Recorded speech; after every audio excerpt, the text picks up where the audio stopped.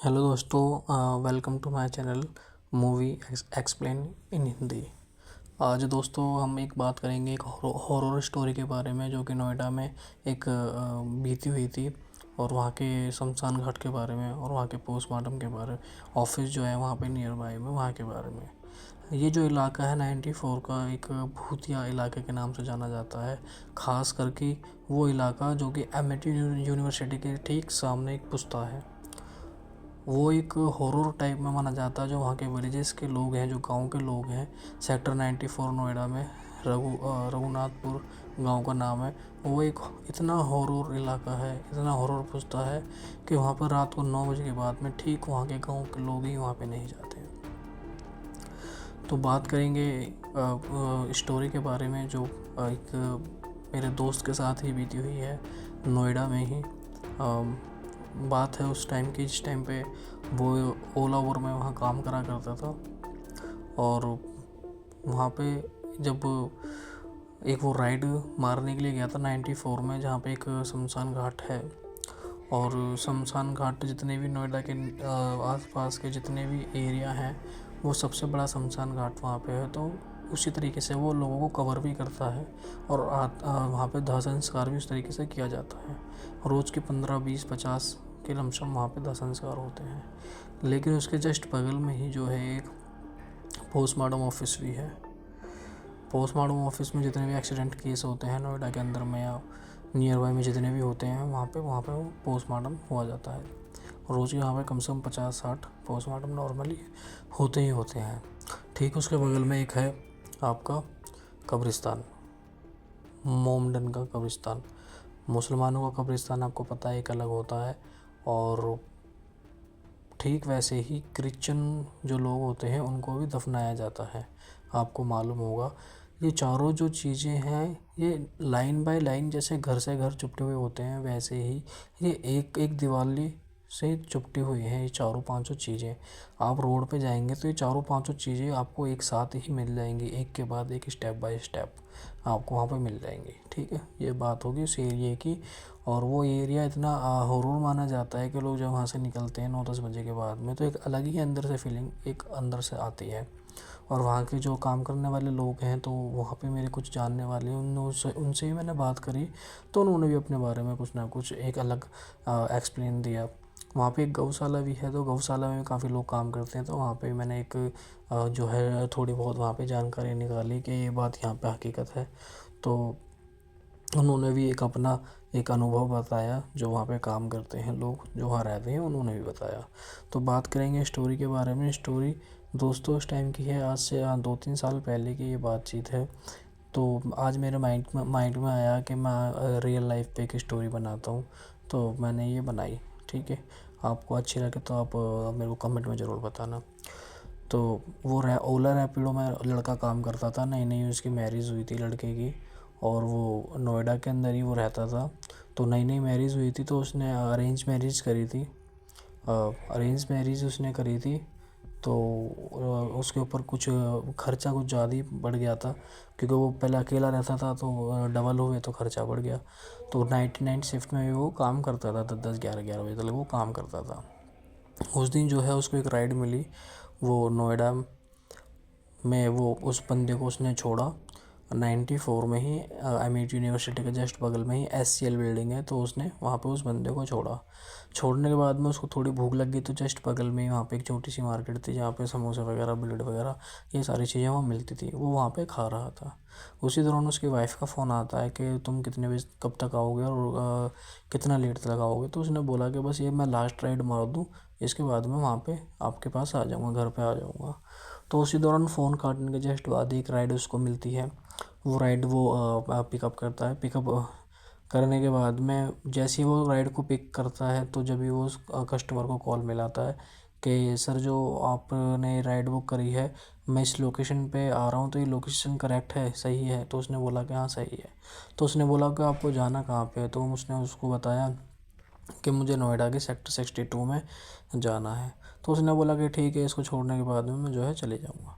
लेकिन कस्टमर ने एक जवाब दिया, उसने बोला कि वो मेल थे जिन्होंने राइड बुक करी थी, उन्होंने बोला कि जो लोकेशन है लोकेशन के साथ साथ ही आना, और जिस जगह पे लोकेशन ख़त्म होगी ठीक वहीं आना, मैं वहीं खड़ा हूँ। तो वो लोकेशन के साथ साथ जाता है, तो लोकेशन जो है उसको पुश्ते पे चढ़ाती है, जो कि ठीक यूनिवर्सिटी और एससीएल बिल्डिंग के सामने से पुश्ते पे चढ़ने का रास्ता है। तो दोस्तों वहाँ पे जैसे ही पुश्ते पे चढ़ता है, पुश्ता जो है सुनसान होता है, वहाँ पे ना तो कोई शॉप, ना कोई दुकान, ना घर मकान, कोई कुछ नहीं होता है, सिर्फ वो होता है, उसकी बाइक होती है, और जो बाइक में से लाइट जल रही होती है, जिसकी वजह से उसकी थोड़ी हिम्मत अंदर से आ रही होती है, सिर्फ वही होता है और कुछ नहीं। लेफ़्ट साइड में पूरा जंगल होता है, राइट साइड में शमशान घाट जो मैंने आपको बताया ठीक नीचे के साइड में, ये सारी चीज़ें हैं, शमशान घाट, पोस्टमार्टम, ये जो सारी चीज़ें हैं। लेकिन उसको उस चीज़ के बारे में ज़्यादा कुछ खास मालूम नहीं था। तो जैसे ही वो वहाँ पे पहुँचता है, उसके पहुँचने के बाद में वो वहाँ दिखता है कि यहाँ पे कोई भी नहीं है, रोड सुनसान है। उसी दौरान जो है वो नीचे की तरफ झुकता है, क्योंकि बाइक का जो स्टैंड होता है, ओला उबर वालों के पास देखोगे जो बाइक वाले होते हैं, वो स्टैंड पर मोबाइल लगा कर रखते हैं। तो जैसे ही वो नीचे की तरफ झुकता है और कॉल करने के लिए, वो कॉल मिलाता है, तो कॉल जो है not reachable, out of area के ऐसे कुछ उसको बताता है। वो बोलता है कि अभी अभी तो जस्ट मेरी बात हुई थी, अचानक से ये क्या हो रहा है, और ये लोकेशन भी ऐसी है, तो बड़ा दिक्कत आ रही थी उसको, अंदर से कुछ नेगेटिव फीलिंग आ रही थी उसको। लेकिन इसी दौरान जो है वो दोबारा ट्राई करता है, 2-3 बार कॉल मिलाता है उस नंबर पे, कोई रिस्पॉन्स नहीं मिलता है। वो थोड़ी देर वहाँ 2-4 मिनट वहाँ पे वेट भी करता है, आगे पीछे देखता है, तो इक्का दुक्का गाड़ी वहाँ से जा रही होती है, क्योंकि वो जो पुश्ता शुरुआत जो होती है उस पुश्ते की, वो कम से कम लमसम 10 किलोमीटर का वो पुश्ता है, 10 किलोमीटर का वो पुश्ता है, और ख़त्म जो होता है वो पुश्ता आपका ये नोएडा सेक्टर 37 पे आके वो पुश्ता जो है ख़त्म हो जाता है। लेकिन 9-10 बजे का एक ऐसा टाइम होता है वहाँ पे कि वो रोड इतना सुनसान होता है कि वहाँ से निकलने वालों की जो है रूह काँप जाती है। वहाँ पे वो जाना पसंद नहीं करते, वो इससे अच्छा समझते हैं कि वो नीचे वाले रोड से चले जाएं, भले ही रास्ते में शमशान घाट या पोस्टमार्टम पड़ेंगे, लेकिन वहाँ पे आदमी और दुकानें वहाँ मिलती हैं, और लाइट भी जली हुई रहती हैं। लेकिन उस पुश्ते पे ना तो लाइट होती है, ना कोई कुछ होता है, किसी तरह की कोई व्यवस्था नहीं होती है। अगर वो बंदा या कोई भी अगर बाइक बंद कर दे या अपना मोबाइल बंद कर दे, तो उसको अपना हाथ भी अगर वो सामने की तरफ हिलाएगा तो वो उसका हाथ भी दिखाई नहीं देगा। तो इतना वहाँ पे अंधेरा था और इतना भयंकर वहाँ का नज़ारा था। तो जैसे ही दोस्तों उसको वेट करते करते इतना टाइम खर्च हो जाता है, उसके जस्ट थोड़ी देर बाद ही पीछे से एक लड़की आती है। लड़की जैसे ही वो पीछे से आती है, उसके कंधे पे हाथ रखती है, उसके कंधे पे हाथ रखती है, तो लड़का जो है एकदम से वो घबरा जाता है। जैसे ही वो घबरा जाता है, तो वो अपना सर उठा के पीछे की तरफ देखता है, तो एक लड़की उसको खड़ी मिलती है, जिसने उसके कंधे पे हाथ रखा हुआ होता है। लड़की के चेहरे पे ना तो कोई कट होता है, ना कोई बाल ठीक ठाक होते हैं, कड़े हुए होते हैं बाल। वाइट कलर की टी शर्ट और ब्लैक कलर का लोअर उसने पहना हुआ होता है, और साथ ही उसके ना तो पैर टेढ़े मेढ़े होते हैं, ना कोई कुछ होता है। तो वो इसको देख के ज़्यादा कोई होपलेस नहीं होता है उसको देखने के बाद में। और उसको लड़की जो उसको बोलती है कि तुम यहाँ पे क्या कर रहे हो, तो वो लड़का उसको जवाब देता है कि मेरी एक राइड आई थी, और वो आदमी था, उसने राइड बोली है, तो उसने बोला कि इस लोकेशन पर आना है, तो वो उस लोकेशन पर वहाँ पहुँच जाता है, वो उसको ऐसा करके बताता है। तो कभी कभी ऐसा होता है कि फैमिली वाले भी कुछ जो है राइड बुक कर देते हैं, आदमी बुक करते हैं तो औरत आती है, औरत बुक कर देते हैं तो आदमी आता है। कभी कभी माँ बाप अपने बच्चों के लिए ओला उबर बुक कर देते हैं, आपने भी करा होगा। तो उसके बाद में जो है लड़की रिस्पॉन्स देती है कि तुम यहाँ से चले जाओ, वरना तुम ज़िंदा नहीं बचोगे। तो वो इतना सुनने के बाद में वो भी अंदर से होपलेस हो जाता है, और ऑब्वियसली होगा ही, क्योंकि उस रोड पे और कोई नहीं था, सिर्फ वो दोनों ही थे। और वो दोनों भी, वो दूसरी लड़की जो थी वो भी वहाँ जब आई थी, जब वहाँ पे उसने आगे पीछे देख लिया था, वो भी अचानक से आई थी। तो वो इतना होपलेस हो गया और बाइक स्टार्ट करी, और वो वहाँ से तेज़ी से कम 10 से 15 की स्पीड में, सॉरी 60-70 की स्पीड में वहाँ से भागने लग गया। तो जैसे मैंने आपको बताया कि वो एक पुश्ता था। पुश्ता आप जानते हैं, अगर आप गांव गए हैं या गांव में रहते हैं, पुश्ता जो होता है मट्टी का होता है। रोड जो होता है, कहीं गड्ढे होते हैं, कहीं गहरे गड्ढे भी होते हैं, तो कहीं मट्टी पड़ी हुई होती है। मट्टी ऐसी होती है कि अगर आप ब्रेक मारेंगे तो फिसल जाएंगे, ऐसी मट्टी होती है, वहाँ की चिकनी मट्टी होती है। और प्लस वहाँ पे लेफ्ट में जो था पूरा जंगली जंगल था, एक भी लाइट नहीं थी वहाँ पे। तो वो इतनी तेज़ी से बाइक वहाँ पे घुमाता है, और जैसे ही वो आगे चलता है, बाइक चलाता जाता है, तो उसकी बाइक जो है ठीक आगे ही उसको 5 किलोमीटर चलने के बाद में सेक्टर 37 से पहले, जैसे वो अंडरग्राउंड आएगा तो अंडरग्राउंड से ही पहले पुस्ता जो ख़त्म होने से पहले 2 किलोमीटर पहले वो लड़की उसको वहाँ पे दोबारा मिल जाती है। दोबारा जब वो लड़की वहाँ पे मिलती है तो वो डिवाइडर जो है वहाँ पे वो बैठी हुई होती है, डिवाइडर के पास बैठी हुई होती है। दोनों टांगें उसके ऊपर होती हैं, ऊपर आसमान में, ठीक है, और आसमान में होती हैं। और जब वो बोलती है ना तो उसके कान में साफ साफ सुनाई देता है। जब वो बोलती है तो वो बोल रही होती है कि मैंने तेरे को बोला था तू यहाँ से चले जा, लेकिन तू तो यहाँ पे दोबारा आ गया। ये चीज़ उसको वो बोलती है कि मैंने तेरे को बोला था तू यहाँ से चले जा, लेकिन तू दोबारा आ गया। तो ये सुनने के बाद में जैसे ही वो इस चीज़ को सुनता है, उसकी बाइक जो है गड्ढे में गिर जाती है। टायर जो होता है आगे का वो गड्ढे में गिर जाता है। जैसे ही टायर गड्ढे में गिरता है, बाइक वो गिर जाती है। बाइक गिरने के बाद में दोस्तों अपनी जो मोबाइल होता है उसको निकालता है। मोबाइल निकालता है, मोबाइल निकालने के बाद मोबाइल जो है स्विच ऑफ होता है, मोबाइल चालू नहीं होता। और जब वो बाइक चला रहा होता है गिरने से पहले, तो पीछे से इस तरीके की आवाज़ें आती हैं जैसे कोई बहुत तेज की घोड़ा दौड़ा रहा हो। जैसे घोड़े दौड़ते हैं ना, 10-15 घोड़े दौड़ रहे हों, ऐसी तेज़ तेज़ से आवाज़ें आती हैं। जब वो पीछे मुड़ के देखता है, वो सोचता है कि शायद मेरे पीछे कोई आ रहा हो। पीछे मुड़ के देखता है तो कोई भी नहीं होता है। और आगे जो बाइक की लाइट होती है वो सामने के बजाय सीधे आसमान में जाती है, सामने की तरफ फोकस नहीं मारती है। तो उसकी वजह से वो और ज़्यादा घबरा जाता है कि आज ये मेरे साथ हो क्या रहा है। रोड सुनसान होता है, कोई नहीं होता है रोड पे, बिल्कुल भी लाइट नहीं होती है।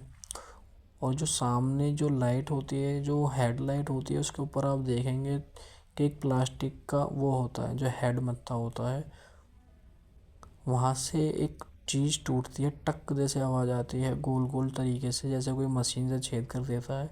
टूटती है और फट जैसी हवा में उड़ जाती है। 3-4 बार ऐसे होता है और बहुत तेज़ की आवाज़ आती है। तो इसको देख के वो बहुत ज़्यादा होपलेस होता है। और ये रियल है, ये कोई फैक नहीं है जो मैं आपको बता रहा हूँ, ये मेरे ही दोस्त के साथ में हुआ है। तो उसके बाद में जब वो उसकी बाइक नीचे गिर जाती है तो वो अपना जो है मोबाइल भी उसका चालू नहीं होता है। तो उस दौरान जो है वो नीचे बैठ जाता है और जो उसके दोनों टांगें होती हैं, टांगें जो है वो सिकुड़ के और सर को टांगों के बीच में दबा के आँख बंद करके वहाँ बैठ जाता है। वहाँ बैठने के बाद में वो रोने लग जाता है काफ़ी तेज़ तेज़ की। वहाँ से इस दौरान ना तो कोई बाइक गुजरती है, ना कोई गाड़ी गुजरती है, ना कोई आदमी गुजरता है। तो उसकी रोने की आवाज़ भी किसी को सुनाई नहीं देती है, सुनाई नहीं देती है। तो उस वजह से वो भी वहाँ पे काफ़ी परेशान होता है, परेशान होता है। तो उसी दौरान जो है वो पीछे ऊपर अपनी मुंडी उठाने की दोबारा हिम्मत नहीं करता, क्योंकि जैसे ही वो मुंडी उठाता है ठीक सामने उसको बैठी हुई नज़र आती है। माजरा इतना उस टाइम पे बहुत ही डरावना होता है कि हद से ज़्यादा, कि हम तो सिर्फ मैं बात ही कर रहा हूँ, लेकिन जिस बंदे पे बीती होगी वो, उस बंदे ने जब मेरे को इस चीज़ के बारे में बता रहा था तो उसके रोंगटे खड़े हुए थे। उस चीज़ को बताने में भी डर रहा था। ये उस टाइम की बात है जब उसके साथ गुजरी थी। तो उसके 10 दिन बाद वो घर से बाहर निकला था। उसके बाद उसने बाइक चलानी बंद कर दी थी, कोई प्राइवेट सेक्टर में उसने जॉब पकड़ी और नॉर्मली सुबह 9 बजे जाता था और 6 बजे वो अपने घर आ जाता था। लेकिन दोस्तों उसी बीच जो होता है, उसके घर में एक कुत्ता पला हुआ होता है जिसका नाम मोती होता है। जैसे ही वो कुत्ते की आवाज़ सुनता है भौंकने की, वो वहाँ से वो सर उठा के देखता है कि कुत्ता कहाँ से है। वो सर उठाता है तो सामने देखता है कि सिर्फ कुत्ते की काली काली आँखें ही चमकती हैं और कुछ नहीं। और जैसे ही वो देखता है तो वो बोलता है मोती। वो कुत्ता उसके पास आता है, उसके हाथ पैर को चाटने लग जाता है।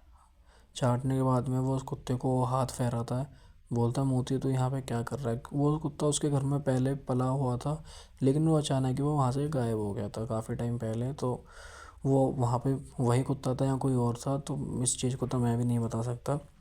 लेकिन उसके बाद में जैसे ही वो कुत्ता उस बाइक के ऊपर में पैर रखता है तो उसके अंदर थोड़ी सी हिम्मत जगती है और उसका मन अंदर से गवाही देता है कि मैं बाइक अब स्टार्ट करके देखता हूँ। तो जैसे ही वो बाइक दोबारा स्टार्ट करके देखता है, खड़ी करता है, तो बाइक चालू हो जाती है। चालू होने के बाद में वो उस कुत्ते को वहीं पे छोड़ देता है और बाइक स्टार्ट करके वो तुरंत वहाँ से निकलता है। ठीक 5 मिनट बाइक चलाने के बाद में वो जो अंडरग्राउंड होता है वो उसको पार करने के बाद में सेक्टर 37 नोएडा का जो फ्लाई ओवर है, बॉटनिकल गार्डन आपने देखा होगा और आप गए भी होगे अगर आप नियर बाय गए हो तो वहाँ पे वो पहुँच जाता है। लेकिन जब वो वहाँ पे पहुँचता है तो वहाँ पे ओला उबर जो कैब वाले होते हैं मेट्रो स्टेशन के पास में वो वहाँ पे लाइन बाय लाइन खड़े हुए होते हैं। लेकिन जब वो बाइक से वहाँ पे पहुँचता है तो वो काफ़ी पसीने में नहाया हुआ होता है और काफ़ी होपलेस होता है और घबराया हुआ होता है और सांस उसकी बहुत तेज़ चल रही होती है। इसी बीच में जब वो एक कार वाला होता है वो पूछता है कि भाई तुम इतने होपलेस क्यों रहे, घबरा क्यों रहे हो।